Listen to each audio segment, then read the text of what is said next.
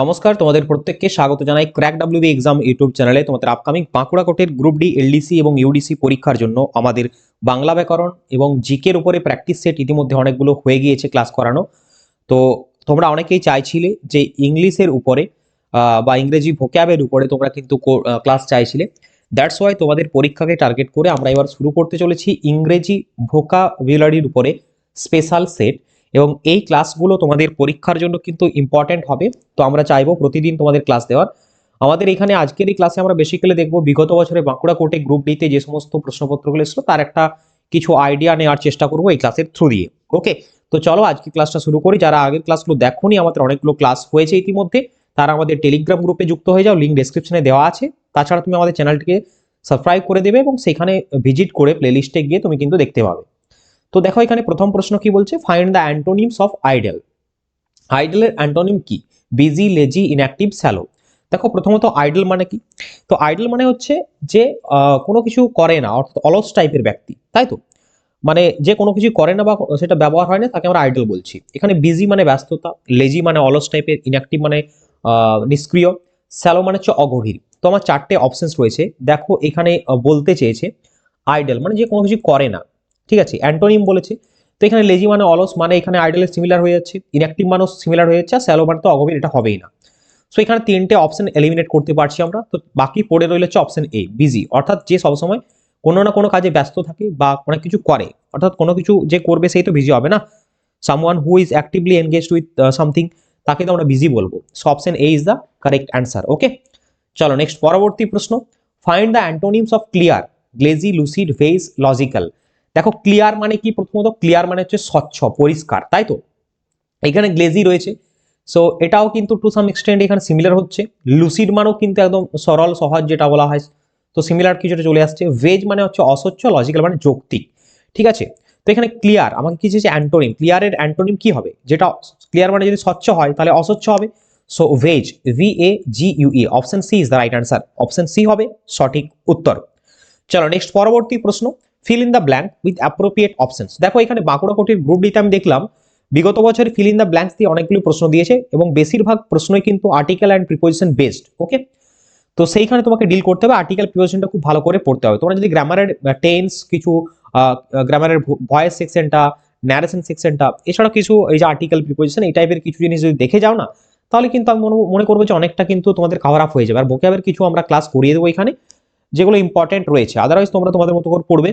So এখানে বলছে I shall dash him again tomorrow, I shall dash him again tomorrow, see saw seen have seen. এখানে দেখো এখানে কি বলছে, I shall dash him again tomorrow মানে টুমোরো মানে ফিউচার, নিয়ার ফিউচারের কথা বলা হচ্ছে, শ্যাল দিয়ে আছে।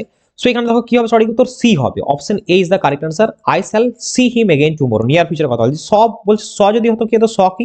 স এখানে এটা হচ্ছে পাস্ট টেন্সে ইউজ করি আমরা, তাই তো? পাস্ট টেন্সের ফর্ম একটা। আচ্ছা, সিনটা হচ্ছে, সিন হচ্ছে পাস্ট পার্টিসিপেল ফর্ম, তাই তো? সো এখানে অ্যাপ্রোপ্রিয়েট অ্যান্সার হবে option A, I shall see him again tomorrow. Option A is the correct answer. Next পরবর্তী প্রশ্নে যাওয়ার আগে তোমাদের জন্য একটি বিশেষ ঘোষণা, যারা বাঁকুড়া কোর্টের পরীক্ষার জন্য প্রস্তুতি নিচ্ছ তাদের পরীক্ষাকে টার্গেট করে আমাদের ডিস্ট্রিক্ট কোর্ট ম্যাটেরিয়াল তৈরি করা হয়েছে। একটি স্টাডি ম্যাটেরিয়াল বিষয়ভিত্তিক সিলেবাস অনুযায়ী পেয়ে যাবে, বাংলা ব্যাকরণ, ইংলিশ গ্রামার, ভোক্যাব, এছাড়া পাটিগণিত, স্ট্র্যাটেজিকে, জিকে, কারেন্ট অ্যাফেয়ার সমস্ত কিছু এটার মধ্যে পাবে। তারপরে তুমি প্র্যাকটিস সেটও পাবে, আমাদের প্র্যাকটিস সেট রয়েছে এখানে, স্পেশাল প্র্যাকটিস সেট 30টি প্র্যাকটিস সেট লঞ্চ করা হয়েছে। দুটো ইবুক তোমরা এই মুহূর্তে হোয়াটসঅ্যাপের মাধ্যমে অ্যাভেল করতে পারবে, এবং দুটোর উপরেই 50% ডিসকাউন্ট চলছে।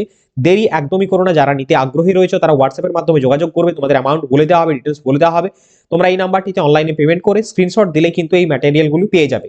তোমাদের পরীক্ষা এখনো দেরি রয়েছে, তো নিশ্চিন্তে সংগ্রহ করে পড়াশোনাটা করতে পারো যদি তুমি চাকরিটা এবারে পেতে চাও। আদারওয়াইজ তুমি যদি অপেক্ষা করতে চাও আর 2 বছর 5 বছর, তাহলে তুমি কিন্তু এগিয়ে যেতে পারো তোমার মতো করে। ওকে, তো বাঁকুড়া কোর্টের পরীক্ষার জন্য এই ম্যাটেরিয়ালগুলো তৈরি করা হয়েছে, দেরি একদমই করো না। অনেক ছেলে মেয়ে ইতিমধ্যে সংগ্রহ করে নিয়েছে, তারা পড়াশোনা করছে, তুমি যদি না করো তুমি ডেফিনেটলি পিছিয়ে যাবে। ওকে, চলো নেক্সট পরবর্তী প্রশ্ন আমরা দেখি, see dash running here and there, are is am will. কি হবে? চারটে অপশনসের মধ্যে সঠিক উত্তর কোনটা হবে? দেখো এখানে যদি আমরা ইজ বসাই, she is running, she is running here and there, তাহলে কি হবে? এটা হচ্ছে কন্টিনিউয়াস টেন, কন্টিনিউয়াস একটা প্রেজেন্ট কন্টিনিউয়াস হবে, she is running here and there, তাই তো? সেখানে option B is the right answer. Option B is the right answer. Next পরবর্তী প্রশ্ন, the inkpot dash the desk is yours, the inkpot dash the desk is yours. সঠিক উত্তরটা হবে on, তো এই যে প্রিপোজিশন বললাম না তোমাদের, প্রিপোজিশন থেকে বেশি প্রশ্ন এসেছিল, সঠিক উত্তর হবে on. The ink pot on the desk, মানে কোনো কিছুর উপরে, ডেস্কের উপরে রয়েছে ইঙ্ক পটটা, is yours. Option C is the correct answer.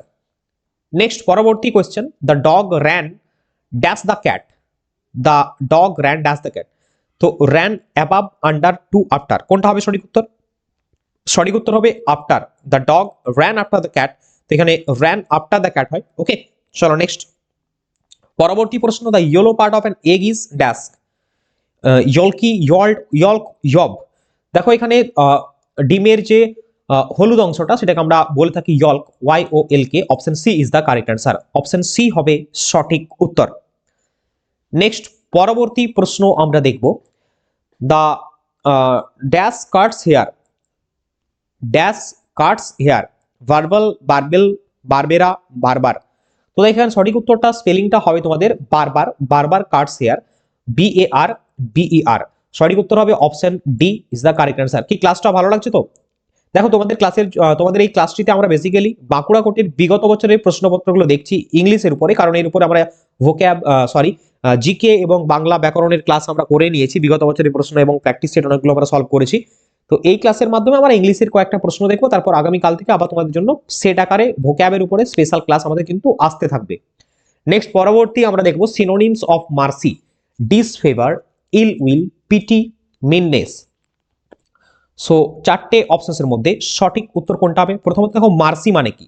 Mercy মানে হচ্ছে করুণা করা বা কৃপা করা, তাই তো? মার্সি মানে করুণা করা বা কৃপা করা। সো এখানে ডিসফেভার দিয়েছে, ডিসফেভার মিন্স, ডিসফেভার মানে হচ্ছে অপছন্দ করা, ডিসফেভার মানে হচ্ছে অপছন্দ করা। সিনোনিম সমার্থক বলেছে, তো এটা হবে না। এখানে দেখো ইল উইল বলেছে, ইল উইল মানে কি? ইল উইল মানে হচ্ছে বিদ্বেষ বা শত্রুতা টাইপের, ঠিক আছে? ইল উইল মানে বিদ্বেষ বা শত্রুতা টাইপের, তো এটাও ঠিকঠাক হচ্ছে না। করুণা করা বলেছে পিটি, পিটি মানে কি? পিটি মানে এখানে হচ্ছে যেটা বলা হচ্ছে, পিটি মানে সমবেদনা বা দুঃখ বা কৃপা ইত্যাদি আসছে, তো এটা কিছুটা লাইক সিমিলার আসছে, তাই তো? সো এখানে চারটে অপশনস রয়েছে আমাদের, বলছে সিনোনিম অফ মার্সি, মার্সি করুণা যদি হয়, সো পিটি সমবেদনা বা ইত্যাদি এই টাইপের। তো সঠিক উত্তরটা হবে option C, option C is the correct answer. Mercy similar বা সিনোনিমস হচ্ছে pity, option C is the right answer. তো ডিয়ার স্টুডেন্ট অ্যান্ড অ্যাসপিরেন্ট, আজকের ক্লাসে আমরা কয়েকটা প্রশ্ন, গোটা 10টা মতো কোয়েশ্চেন সলভ করলাম। আশা করছি প্রত্যেকের ভালো লাগবে। যদি তোমরা লাইক করো, শেয়ার করো এবং চ্যানেলটিকে ফলো করো, তাহলে কিন্তু আমরা এই সেশনটাকে কন্টিনিউ করতে পারবো, ঠিক আছে? তো আশা করবো তোমরা সেই এটা দেবে আমাদেরকে। আর যারা আগের ক্লাসগুলো দেখোনি বাংলা ব্যাকরণ জিকের উপরে, তারা অবশ্যই দেখে নেবে। দেখা হচ্ছে তোমাদের সাথে নেক্সট ক্লাসে। প্রত্যেকে আমাদের টেলিগ্রাম গ্রুপে যুক্ত হয়ে যাবে, সেখানে প্রতিদিন কুইজ, পার্টিসিপেশন, ক্লাস আপডেট, পরীক্ষা সংক্রান্ত আপডেট সমস্ত কিছু পাওয়ার জন্য ক্র্যাক ডাব্লিউবি এক্সাম। ওকে, সকলে ভালো থাকবে, সুস্থ থাকবে। বন্দে মাতরম, জয় হিন্দ।